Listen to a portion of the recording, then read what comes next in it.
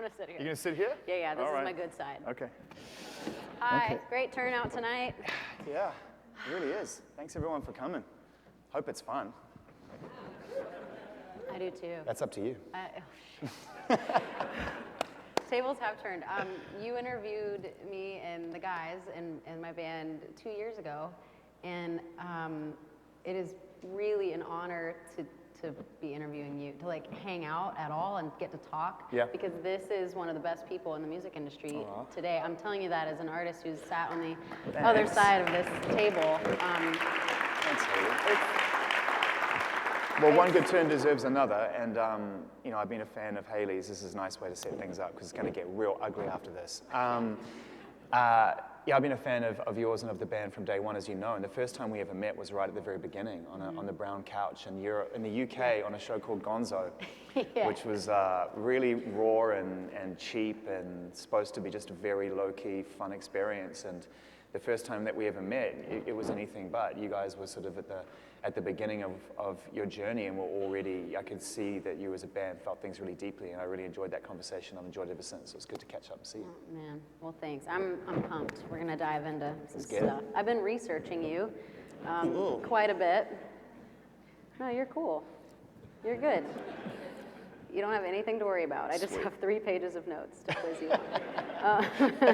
I wanted to actually start this conversation with one of my favorite quotes from an interview I read that you did, because I feel like this sums up, I mean, there's a lot of great quotes, but this one I felt summed up the way that you have positioned yourself inside of the music industry and how your position, what your position looks like, you know, in that space between the artist and the art and the audience. You know, that's a really sacred place that you have. It is. You've. It's just amazing to watch you. It's also the best place to be, by the way. If you have any aspiration to be in this environment, that is the most exciting place to find yourself. Yeah. Is in that conversation, and you know, that conversation that you have with your audience, with your fans, and they have back with you, is the reason that we're all in this room. And I have this, it's not an argument, but I had this sort of debate with a few friends of mine when I say, I always put the artist first. And they're like, why wouldn't you put the fan first? And I'm like, because without the artists, there are no fans. That's good. So it's the best place to be. Well, this is what you said. You said, people buy things or they buy into things. I'm working out what motivates the buy-in. We consume every day, but consumption is different than knowing way more than what a song sounds like. I feel like that's so true.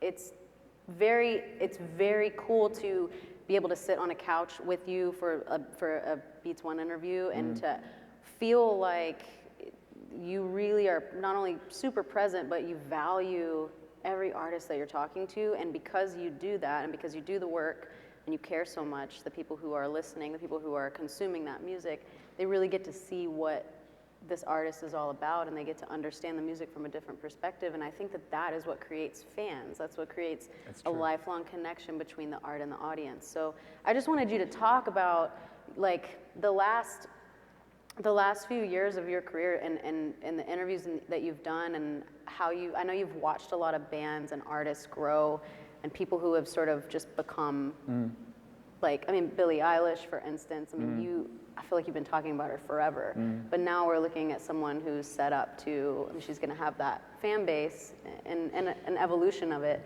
for a really long time. And I think that it's because there's people like you that are willing to dive in and understand the stories behind that art that. It's nice to hear. I think, you know, Billie's a good example, and she's just one of a whole lot of really exciting artists. It's moving very fast for artists and fans now. And I'm sure you saw this on on After Laughter, because everything had changed in this sort of, what was it, like maybe 4 years between the previous record and that one? And your ability to be able to reach your audience and reach the fans and have that dialogue with them, and also moving into a streaming environment where that distribution is very much in the hands, or at least the creative aspect of distribution is in the hands of the artist now. Yeah. You know, if you're an artist before, okay, I can make music, I can find a place to create, but How do I get my record in stores? Who do I go to? How do I get prime positioning in Tower Records or HMV or Virgin Megastore? How does that happen? And that's really where the business came in and said, well, we can nurture you through this experience for a percentage of your profit, And I think that continues to this day, and that trade continues with great success. But I think what you're seeing now is a lot of artists like Billy going out and going, okay, I have the tools at my disposal now. And they're mine. And if you're present enough and you know what you want to say and you have a team around you that trust you and want to let you go do that and guide you through it, you're in a position whereby you can make your music, communicate with your fans, find a place, a very easy way to distribute your music, make it available globally, which is, that's something we can talk about later as well, which is a whole other thing, is there's nobody telling you that your song or your album has to prove itself before it gets released in a market anymore. Now it's like, it's just available, go do the work. Yeah. And so these artists are now starting to find their audience and do the work themselves and take control of the way that it all happens in their own environment and picking and choosing who and how they collaborate and work with people. So that is so different. And I feel like that's really, really started to pick up in the last 3 or 4 years, as you pointed out. Before that, when I was working at the BBC, I'd be given a Paramore record for 4 to 6 weeks up front, and they trusted me enough to say, hey, look, you scream and yell about it and sing over it and seem to make it sound like a big deal. Why don't you just play it on radio and do that? And then when it's ready to come out, we'll give you another one that's 6 weeks away, and you can go right back to the 100 meters before the cliff, and you can start that jog up to the edge of the cliff and throw the record off again, right? And keep going back and keep going back. You're like a gatekeeper in Yeah, that way. basically. And then I got to America and started working at streaming and realized that everyone was at the edge of the cliff. And everyone was jumping all at the same time. The music was going out at the same time. There wasn't any quote-unquote pre-promotion anymore. And if there was, it was the artist doing it themselves. Yeah, right. So the whole mentality and mindset changed. And as soon as I got my head around it, realized that those sort of terms, exclusivity, don't really matter anymore. And in fact, it was a miracle we got away with them in the first place. It just changed the whole philosophy for the better. It meant that we started listening to the fans more, listening to the artists more, and like you summed up in that circle, we stopped dancing around that circle, and we threw ourselves into it and started listening a lot more and listening to what the artists wanted and listening to what the fans wanted. Stop dictating, stop trying to control. So what's that, when you were sort of becoming aware that this was how the industry was shifting, because I know for artists it was terrifying at first. You always are afraid of things you don't understand. Well, distribution, when you lift a whole industry and move it entirely, Yeah. it's not like, oh, we're all wearing sneakers now, or we're all, you know what I mean? It's like, no, the whole thing has to up sticks and move.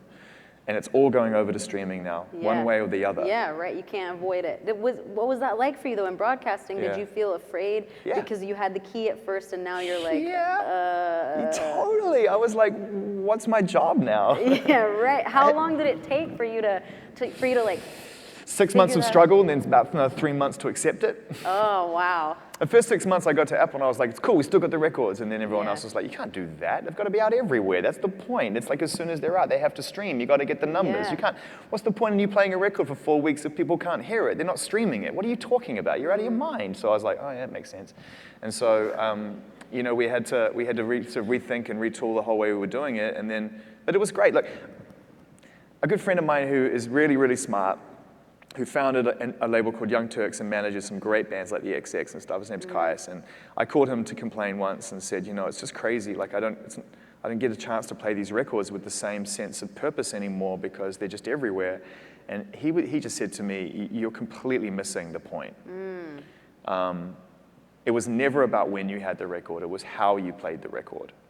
And you just started worrying too much about who had what. Yeah. And then he asked me a really amazing question, which was, hasn't it been exhausting for you? Constantly worrying about who's getting what record, even in your own company, right, at the BBC. Wasn't it exhausting fighting all the time for these songs? Just, that doesn't happen anymore. You can relax now. Just have fun with the music, and that changed everything. And it changed everything in a big way. I mean, that's when we realized Beats One wasn't a radio station.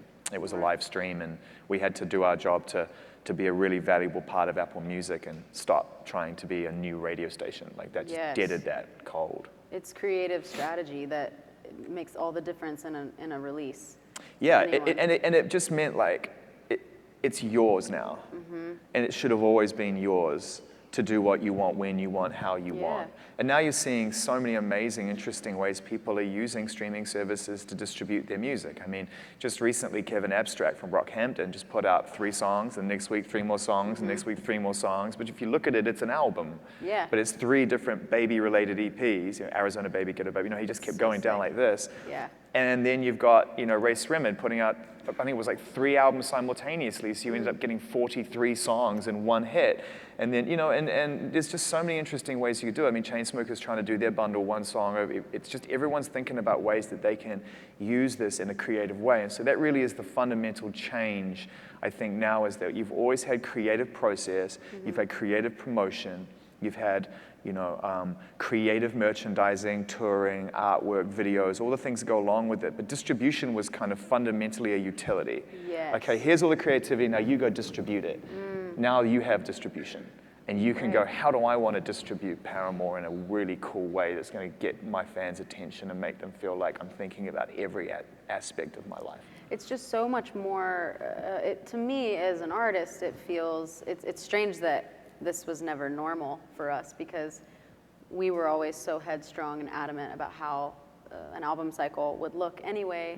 And being able to cut out the middleman in that way is so, I feel more connected to the listener now than I did from 2007 to like 2015. Yeah, it's not surprising. I mean, It's and also it's not crazy. even about cutting. You know, it is cutting out it's cutting out the unnecessary, but allowing the people that are within your circle. And by the way, you know, there are amazing managers, labels, publishers. You know, there are incredible teams that surround the creative spirit and really pour themselves into it. And the great success comes from that teamwork. And you can see it every time. Anyone who truly reaches their goals and their vision, you know, you can see the people around them that have been with them for a long time, who all know exactly what their role is and how to adapt and move and continue to support. But it's just now, there isn't so much emphasis on other people doing the creative for the artist. I really do feel like when I was coming up in the UK, there was so much emphasis on just make the music and we'll take care of the rest. Yeah. And you're right, you guys never were that, and there were a lot of artists that weren't that, but there were a lot of artists that were. Like I've been a signed artist. I've been on record labels. I was signed to EMI and Parlophone for a few years with a band I was in. And I am absolutely like unafraid to tell you that I was guilty of just, once the record was done, I was like, I trust you, you go get it out there. Yeah. And when it succeeds, you know, great. When it doesn't, who have you got to look at? You just can only look at your own inactivity, your own lack of commitment to the entire process. So that's the environment that we're living in now, is we're living in a world where if the artist wants to, then they can apply themselves in the most detailed way to every aspect of the business and of the process. And if you have that, you have Chance the Rapper. Is it your opinion that they're, like, I mean, you've watched a lot of rollouts with albums, and you've seen like long, you know, periods of time that people are teasing stuff, and then you've seen like the Beyonce just like shock everyone and put everything out, and it's like she's been working. I feel like we've been waiting for 9 years for that Vampire Weekend album. Yeah, I know, forever. But is there But like it's amazing, by the way. It's so good. It's so good. I mean, it's so good. It's I can't wait to so sit in a good. tub for 7 hours. It's and so only long listen and to it. so good. Yeah.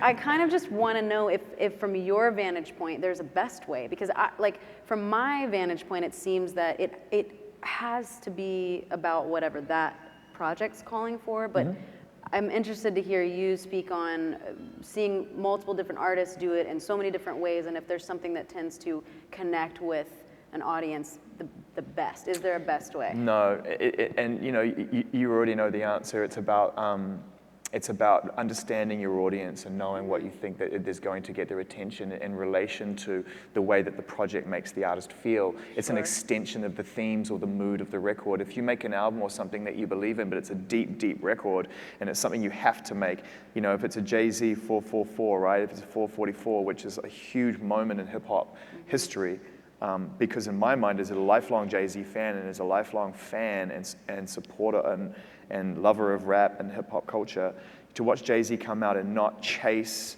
down a hit on that album.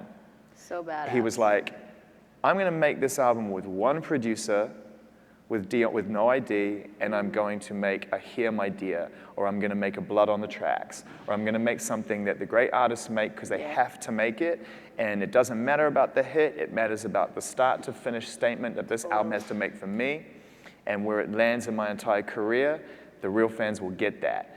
And so if you're going to do that, you're probably not going to do like the all singing, all dancing rollout. Right, yeah, right. You're going to go and you're going to serve the purpose of that project and what it needs so that the audience understand in a deeper way what it means to you. Because I think that, I mean, that's such a good point, because I think there's this belief that people don't listen to whole albums anymore, but that is just not true. Yeah, it's a debate that continues. I mean, I literally had this conversation in a meeting 2-3 days ago. It wasn't even the meeting. It was a sidebar conversation about albums, and then it derailed us for 10 minutes in this conversation. And someone had to go, we have to get back to the point here. Like, this is beer talk. This is not like why we're here. But it's so interesting because everyone has a strong opinion about that, and it's really hard to create.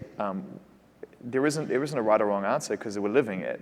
But the only thing that I get close to, in terms of trying to kind of drop the mic in that conversation, right? Have a moment where I can just try to get some collected thought together to actually make something matter in that conversation because it gets so heated. Is I just think as long as artists want to make albums, albums will survive. I just think that it's about the desire to make a body of work that's X amount of time so that you feel like you've learned something new about yourself that you're willing to share with us. That's the beautiful trade. That is the trade that keeps it all moving. That is the reason, again, we're all here. That is the beautiful trade. You know how many artists I've spoken to and said, do you listen to your own music? And the answer is no. It is 97%. In fact, I can only think of 2 or 3. You know, I asked Joshua Homme once, and he was like, fuck yeah. He said, I listened to Caius albums in the dressing room before I went out and played with Caius. Which I thought was just so typically badass of him to say. But, you know, it's a trade. It's a trade of like, I have to say this, and after I'm done, I probably won't listen to it again. And you know, I'm going to ask you that question in a second.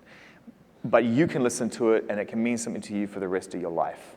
And as long as artists need to make something to trade, then albums will exist. I don't know any artist. I know a lot of artists who I love, who love to make singles. And there's something beautiful about that format. They give a lot of reasons as to why they make singles. But I've never heard them say, it's so emotionally rewarding to make one song. Sure, yeah. It's emotionally rewarding to make a lot of songs and to create something that feels like it's a collection of thoughts. That is, we all forget this sometimes. You have to do it. Have to do it. You have to. And it's fucking hard to do. It's really hard to do, but I think that's what makes it rewarding, is because you dive in and you're just, you live it, you know, and it comes from a real place. And that's why, I mean, it's been amazing to watch a lot of interviews that you've done with a lot of people who do make albums, because those people have lived in that, and now they're presenting it to the world. And there's gotta be, I think there need to be facilitators, people who can help draw the hidden meaning out of these stories that are being told, because it's hard to do. We haven't even scratched the surface in a way. I mean, there are great journalists and great stories and great documentaries and great moments, but by the way, do you listen to your own albums? I have, but I don't make a habit of it.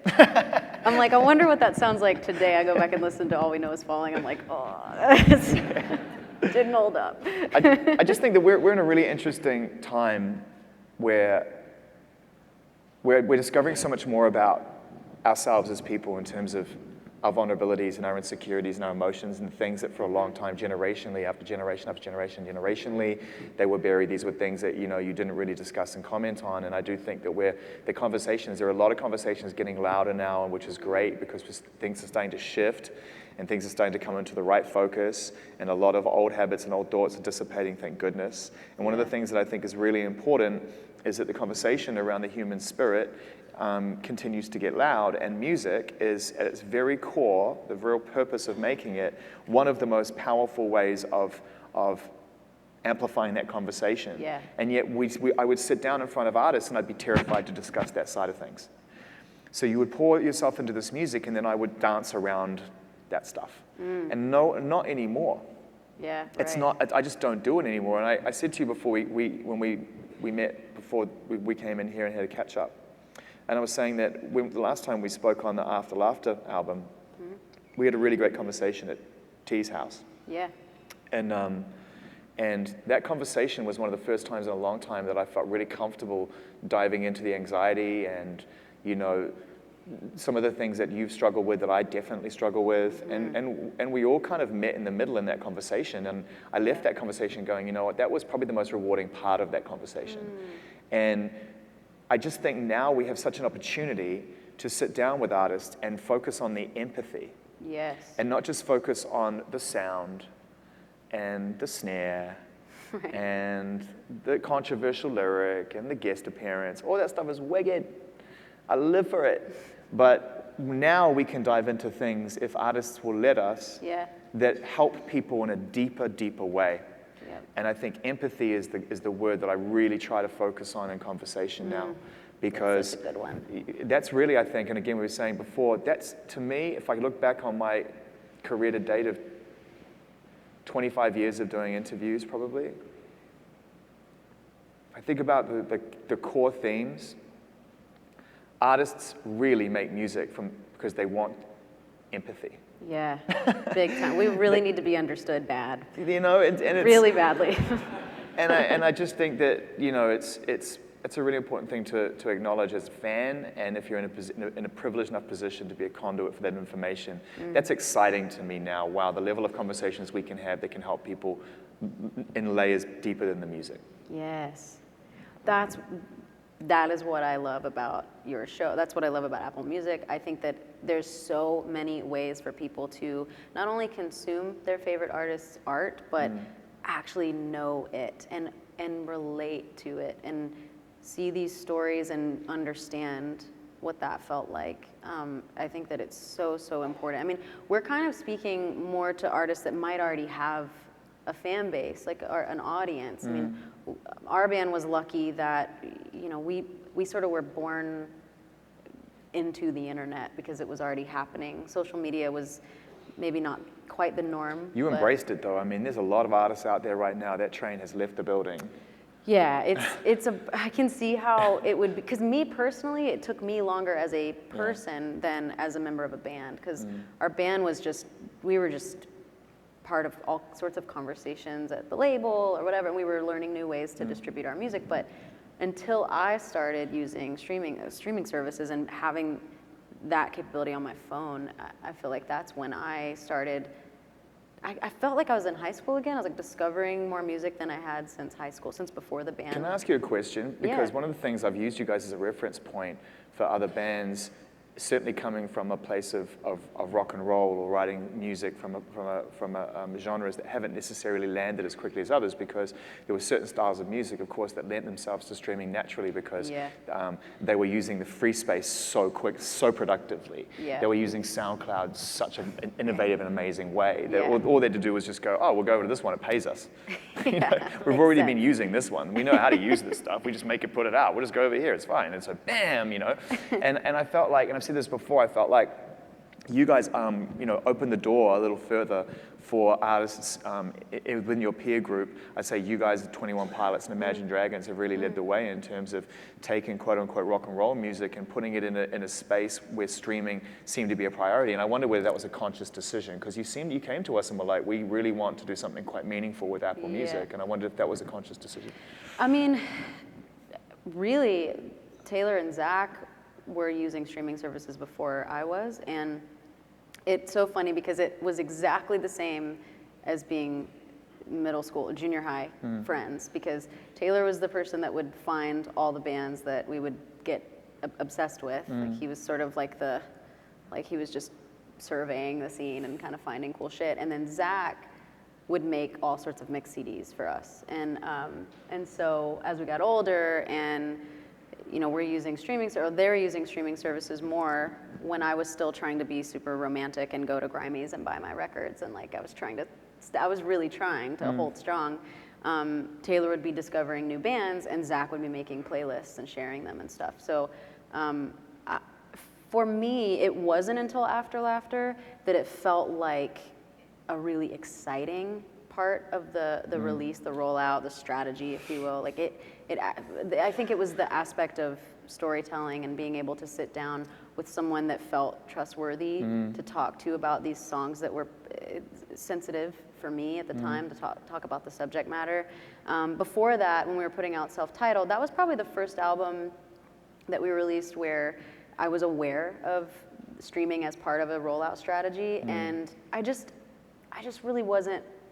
I don't know. It didn't excite me at the time. Of course, there weren't the same things happening. You didn't have the same capabilities, but Yeah, no, I mean, it definitely landed in the last few years in a big way. Yeah. I mean, no disrespect to you know, any of our healthy and much respected competition. You know, like Sure. there are some people who've created amazing utility and were there at the party before we were. But I think when we landed Apple Music, it was really important that. Look, I mean, it was built by a group of people who have always really cared about music. You know, iTunes is like the greatest sort of distribution invention ever. Yeah. Like it came at a time when everyone was just in doomsday world, like, no, my God, it's all going to be free. And they sort of, here we are to save the day, like, you know. And they did, and everyone used it. And if you just think of it as a piece of functionality, as a software tool, it's incredible, right? But I was always sitting on the outside of iTunes at the BBC going, God, I wish I could tell stories in there. Yes. Because all the music's in there. Like, I just want to get into iTunes. How do I get into iTunes? You know what I mean? And you just can't get into iTunes. Like, it just didn't happen. And so when I got the phone call, well, first of all, as soon as I knew that Apple were working with Beats, I was just like, oh, this is like, if I see even like a hint of an opportunity, I'm going for it, right? Because I've been trying to get to Jimmy Iovine my whole life. You had your eyes set on this then. I had this sounds creepy. I had my eyes on Jimmy from a young age. Like first album I ever picked up, turned around, took a look on the back, produced by Jimmy Iovine. Wow, yep. Straight up introduced me to Tom Petty, and that changed my life. Sick. And so everywhere I went, Jimmy Iovine, Jimmy Iovine, Jimmy Iovine, Jimmy Iovine. Oh, okay, well now I'm going to go into rap music. So, I mean, I still love you too, but I'm totally obsessed with, oh my God, Jimmy's in this too? Yeah, like, right. Everywhere you went. And so, you know, I got this phone call like, hey, you know, do you want to kind of talk about the potential of doing something? It just, in my mind at least. I mean, I would never say that I said that out loud because I had a lot of hoops to jump through. But the reason why I love that so much, getting back to what you were saying about like the narrative, the idea of you having a place to tell your story, but also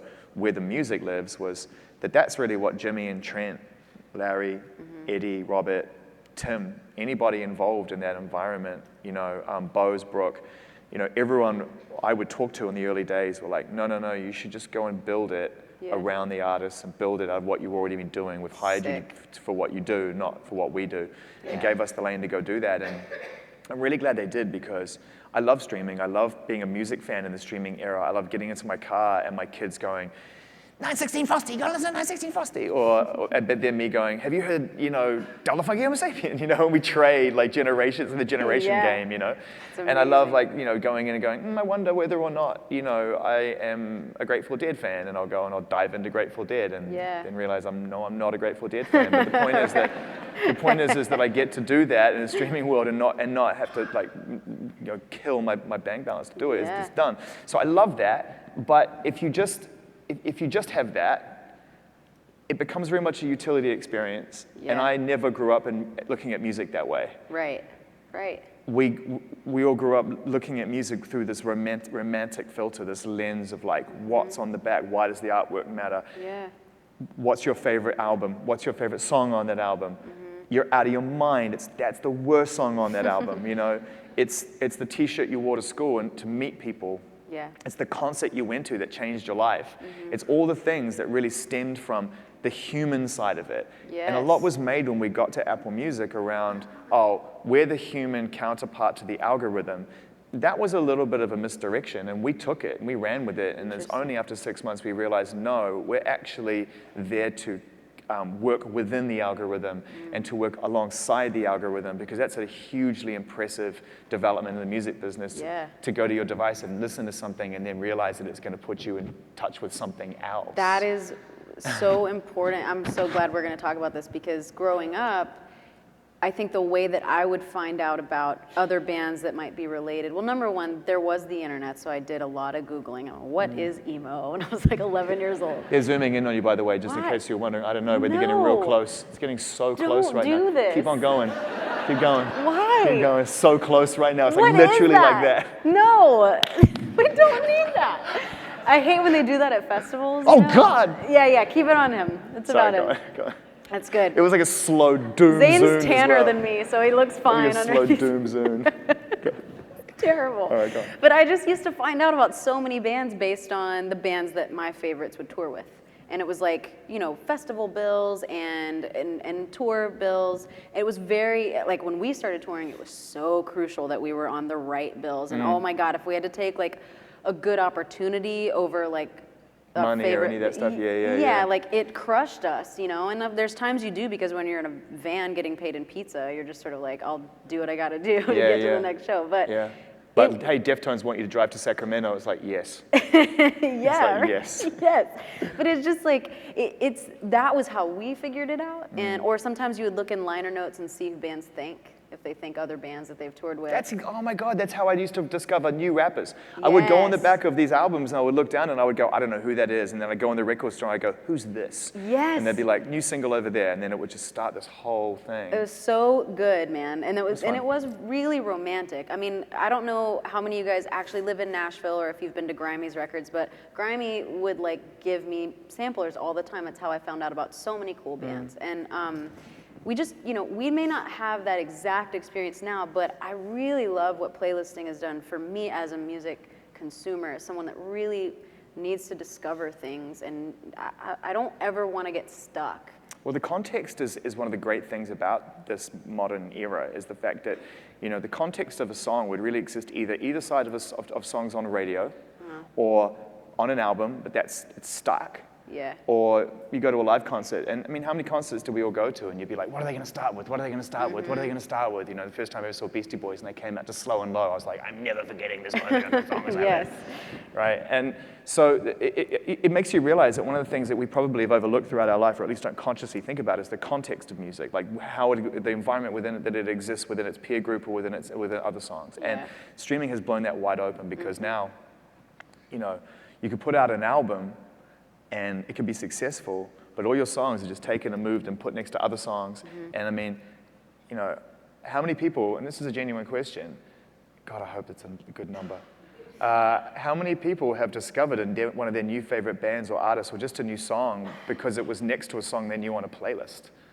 Like, that was a win. Yeah. And I think think about that for a second. Like, that is new. Like, that is really, really new. And that is happening all the time. And so if you're just thinking about it from the pros of an artistic point of view, from the point of view of the artist, the album, I think, can coexist within the algorithmic state, because the artist wants to make it. Yeah. It's like, that is the menu upon which you can pick and choose what you would like to eat. Yes. You can order the whole menu if you want, but I'm still going to cook it up, because I love to cook. Right? Yeah, that's and so then if you're good. going to dine, take whatever you want, move it around. Yeah. It's great. I recommend the fish. So good. That's so good. So, okay, again, we're still to me, I think, maybe I'm wrong, but I think we're still talking about a lot of artists who might already have an audience. But what about, let's talk about new artists, or even managers, or people who are working with artists. They come into Apple Music and they say, we want to like. Yeah, how? They just say how. Yeah. How's it work? Right, and what do you say to that? Well, what do you want? What do you want? What do you want to do? You first of all, you ask questions. It would be disingenuous to start dictating to new artists. Well, this is a da da da da da da. You got to understand them. Like, I like to meet with artists. That's selfish, but because that's one of my favorite kind of conversations to have. But also, I find it incredibly helpful, because then I get a deeper understanding about really what they're trying to say right now, and you start to get a hint of what they want to say long term. Yeah. I remember I don't think I'm betraying any trust in telling this story, but I was in my office one time, and two guys who I used to work with, who were incredibly talented kids, they came in and were like, hey, you've got to check this out. And it was like a CD, it wasn't even a CD, but you always still do that, you got to check this out. Yeah, like, it's true. Some imaginary CD. They opened up my laptop, and they went, you got to check this out. And they played me a performance by Yeba, and it was at the Sofa Sounds It was a breakout performance for her ultimately, but it was pretty early days. And I watched this incredible artist go up on stage in a small cafeteria, basically. It's a great series, you should see it. Sofa Sounds is brilliant, and it does a lot for new artists and performance space. And I just watched this young woman absolutely destroy. Like, just destroy. Like, she destroyed me, she destroyed them, she destroyed the room. Like, she just destroyed, like, the best kind of destruction. Just like, clear my diary, I need 30 minutes. Like, I can't even talk about, you know, the variables of business right now. I'm just too, like, blown away by what I just saw. And so, who is she? Let's find her. Let's go and talk to her. Let's see what matters to her. And we had dinner in New York long before she signed or did anything like that. And it was amazing. Like, she just played us demos, and there was no business to talk. Yeah, right. It was just like, I love your music, you love making music, let's start there. So you start there as much as possible, and then, you know, what you do is you kind of use the tools that you're building and that you've built. And at Apple, we're building a really amazing group of them that really focus on new artists as much as established artists. We've got places like the Up Next program where we put new artists when they get to that zone, where we think it's about to happen. It's a really valuable space, and we've got that really humming. But we've also got Beats One, which is super, super dedicated to new artists and gives them a place to expose their music. It's always got to start somewhere. Right. It doesn't always have to start like on a big stage. You got to remember, most stories start somewhere. Yeah, those are the best kind. Right. Most times, you know. Yeah, because the confidence grows over time, and Beats One's been really valuable for that. And I remember when we first started Beats One, we didn't have any big records to play because I'd moved from the BBC, and as much as everybody was slow clapping me on the way out, as soon as the door closed, they were like, "Fuck that guy." But it wasn't that they don't love me and I don't love them. It's just like, we're in the UK, dude. We've got a system that works. So you go build yours, and if it works, we'll pick the phone up. But as it stands right now, you're dead to me. So, you know, it was rough. The first sort of 6 months were pretty rough. Natasha's in the audience. She knows. I mean, we were trying to get world records and things that mattered, and everyone was just like, like, what do you want me to do? You've just gone out there. You're telling me you're building a live stream, but Apple Music hasn't launched yet, and you want a new record from some massive band. You're out of your mind. Like, this is my job. So we had to, and it was the best thing that could have happened. Yeah. Because all of a sudden we were like, well, we got to play something. What did you do? So we I would went have and we were loved like, to have been there. so we just said to the people who we, you know, who have taste, and we used our taste, and we went and we started listening to new artists. We reached out to young people in the industry who were finding new artists who were like, well, I've got this artist called Kiara and this song called Gold, and I think it's a hit. And we were like, that's a hit. And well, I've got this amazing artist called Bryson Tiller. Carl Cherry, you know, who's now at Spotify, was like, what about Bryson Tiller? He's the shit. And so we listened to him and we're like, this is amazing. And so we were just kind of stacking all these new artists up because A, we didn't have access to the other ones, and we realized that was the most exciting way for us to start, that our DNA should really be placed within an environment. God, I used the term DNA, and I promised my friends last night I wouldn't use the term DNA in this conversation. We can delete it. Delete that. We can edit it. Our love of music and our desire to reach new artists was landing at the same time as the new artists were landing. And they were going, cool, how do you use the streaming thing? And we were like, we don't know either, let's do it together. Sick. Let's work it out together. And then you just see them, bam, Halsey goes out of here, bam, Juice WRLD's out of here, Billie Eilish is out of here. And now you're seeing artists that are more successful quicker than ever before, and it's really very much in line with this way of reaching your audience and the speed at which you can use streaming services to feed your audience. And like getting back to the global situation too, because I really want to make this point. You know, BTS just played sold out show at the Forum. You know, they're on a US arena tour right now. They just won a Billboard Music Award, best was a pop duo group. You know, J Balvin headlining Lollapalooza, and like the most streamed artist. One of, if not the most streamed artist in the world right now. You know, you've got Burna Boy from Africa, who is just like, get out of the way, it's happening. Like, it's just, it's manifest destiny visualization and proof of purchase, it's done. It's right there, you'll reach it in a minute. Like, it's happening, it's gone. And all of a sudden, you've got these amazing environments where music and creativity has been so alive and so electrifying, but you know, hey, can I put this record out in Europe? We don't know. We've got a limited amount of marketing spend, limited amount of resources to distribute your music, prove it, and maybe we'll get behind it. Oh, it's not really working. Come back on the next project. Nah, I'm in Gang of Youths. I'm going to put my album out everywhere, and then I'm going to go and tour like a machine for 3 years until I reach the point where I satisfy my own ambition. And that is exactly what Dave and that band are doing. And that's because no one's telling you where and when you could put your music out. Yeah. Wide open. That's so crazy. I've thought about that ever since we first went to Asia for the first time. That how many bands like our band were going to countries that we should have never been able to see. Like places you could only dream of going, and you get there, especially in Japan. I always think about Japan in this conversation because there's such a world within a world there, and we're so outside of it when we go there. I mean, we're so lucky to play those festivals, but when local artists play, it's like you've never felt more on the outside. And they're the best fans. Yes, and they do. love star power. It must be hectic for you in Japan. It's not actually.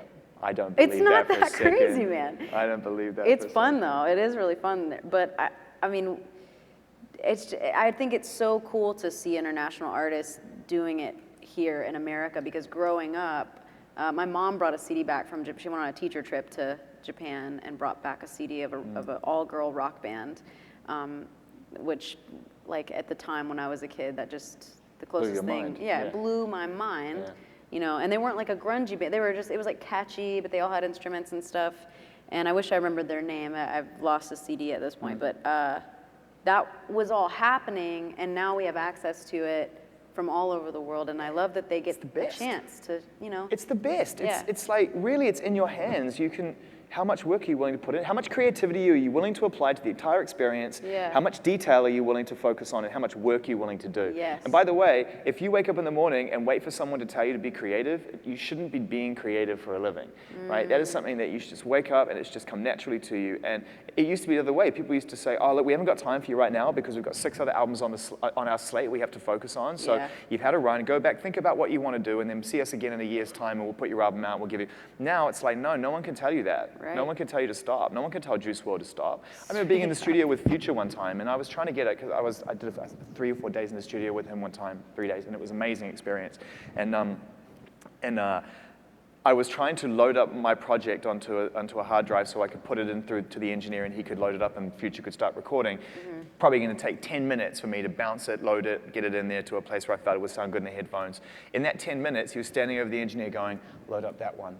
And then he would go in the booth and he'd record for 7 minutes on that beat. And he'd come back and go, load up that one. And I'd be like, dude, I'm ready. He's like, load up that one. He'd go in the studio, he'd add another hook to that song, and then he'd go, all right, now, we'll work on your one. Damn. He's not sitting around going, all right, I might get myself a coffee while you're loading up the hard drive. He's like, I want to work all the time. Yeah.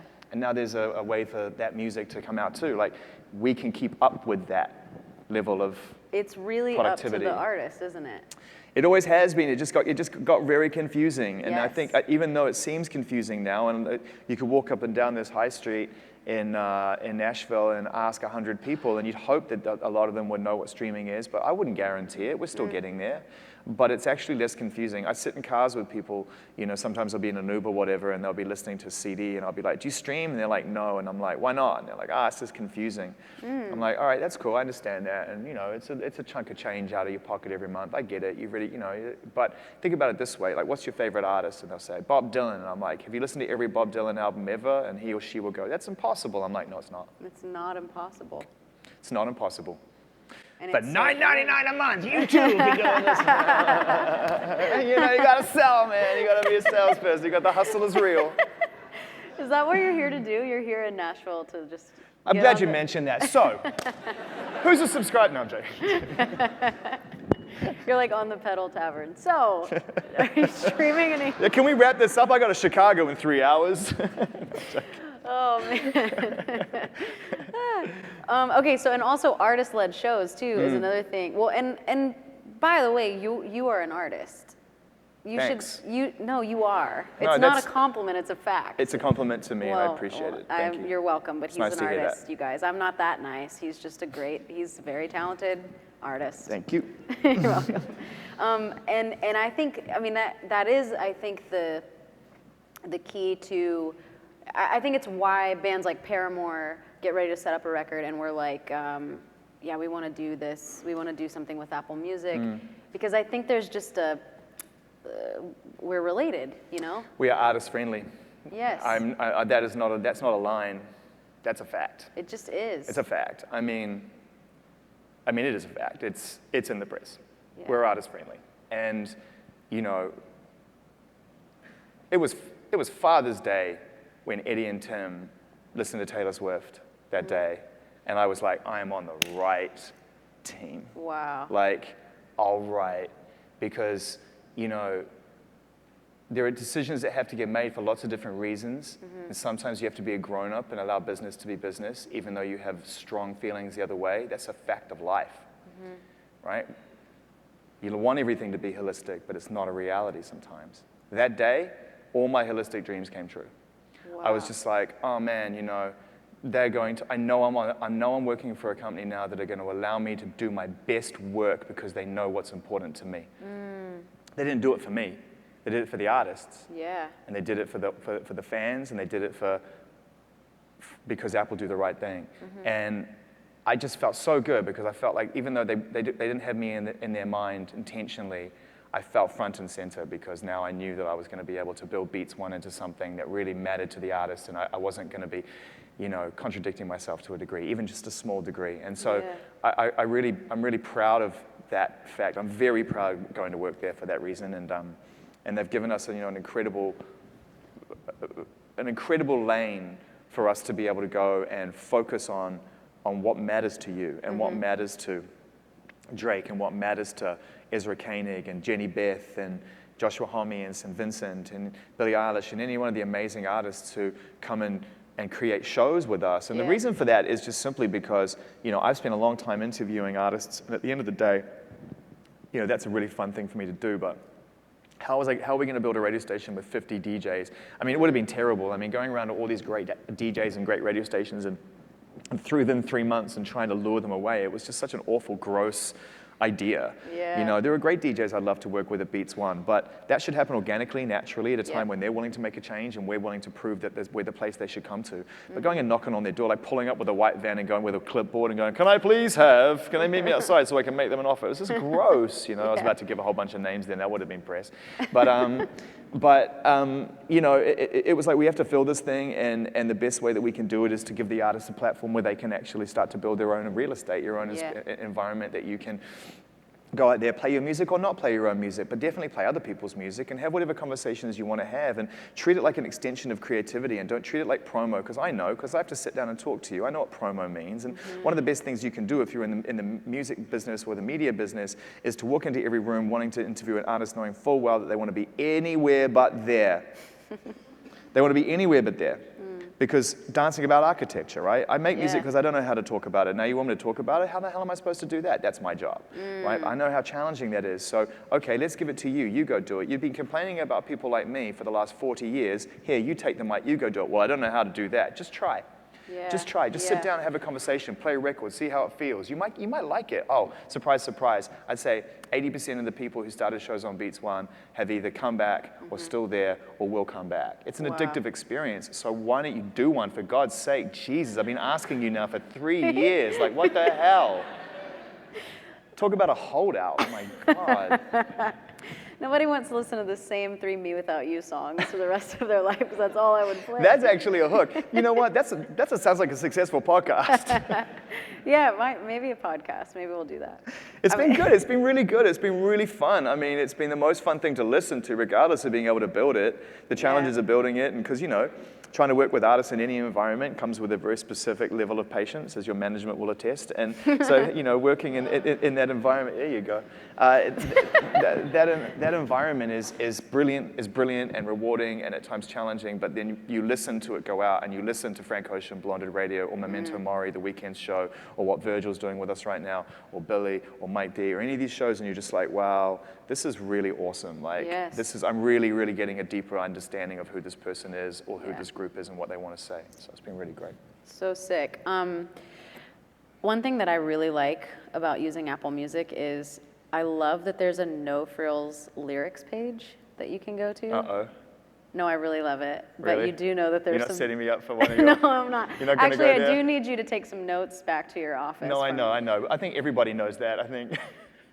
They do. I tweeted it.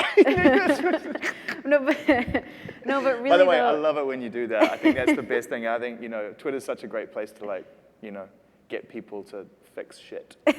Yeah, because no one reads their emails. Yeah, it's funny. I got a pair of really expensive trousers the other day. I splashed out on myself, and one side is that much shorter than the other side. It's literally like we were walking. I'm like this. This is not by design. I don't know what this is. And I was like, I don't know what to do. Like the manufacturer won't do anything to help me. And my friend was like, go on Twitter.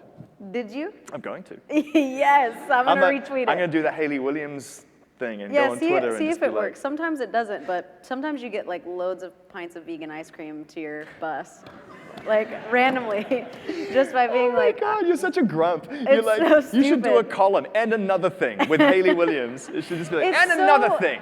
It's ridiculous because when you're an artist, you're not making shit. You're just literally lucky to have enough gas money to get to the Continental in New York City. Is it still there? I'm not sure, I have but no idea. you're just lucky to make it to the next step. You're begging for things. You Yeah. need help so bad, and then like Now, they put you on TRL one time. you and can't eat enough vegan ice cream. It's know, insane. man. I know, but I do actually. This is in all seriousness. I love because my experience with Apple Music as an artist has been that you guys are so for all of us, and it's very comforting and it's exciting as well. You feel like you're part of something. I genuinely do love being able to read lyrics while I listen, and I feel like maybe we should. I say we. I've got ideas. I feel like we See, should. she's in. Go. We should like work on the aesthetic integrity of the lyric page so that it matches that of Apple's aesthetic integrity, and then also credit not only the songwriters, which if you look, the songwriters are credited, but I think the producers, some of the players, just like album liner notes, because I think that you know,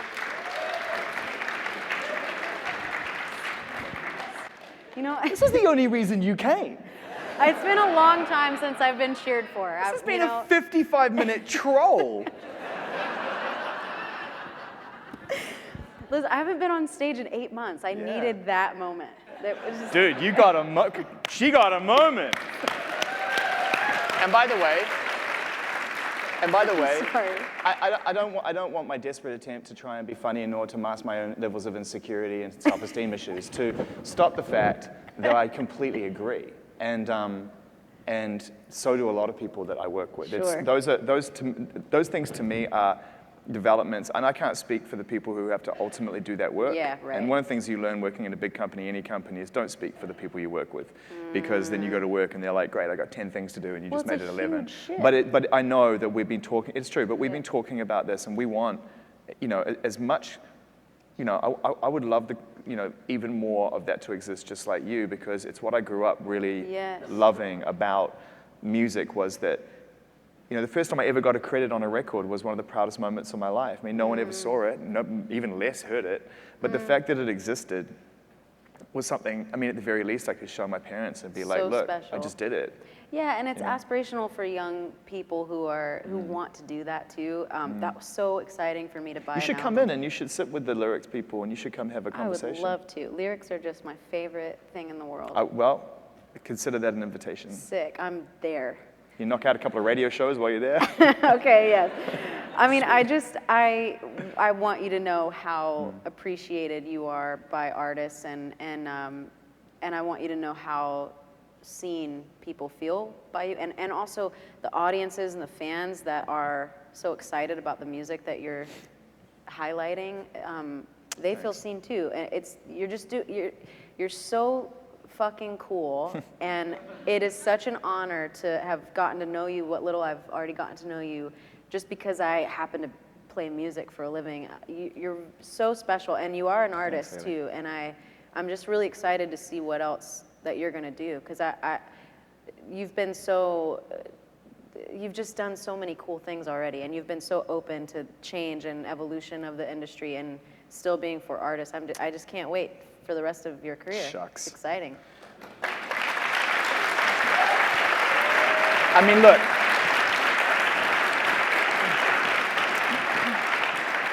That was really cool. Aww. Thank you. You and your band are amazing. I'm so grateful that you said yes to doing this. I always really enjoy our conversations, and I think you've got an amazing, amazing brain. So I can't wait to hear what you and the band are going to do next. And thank you so much for your time. Dude, thanks for having me. Thanks so much.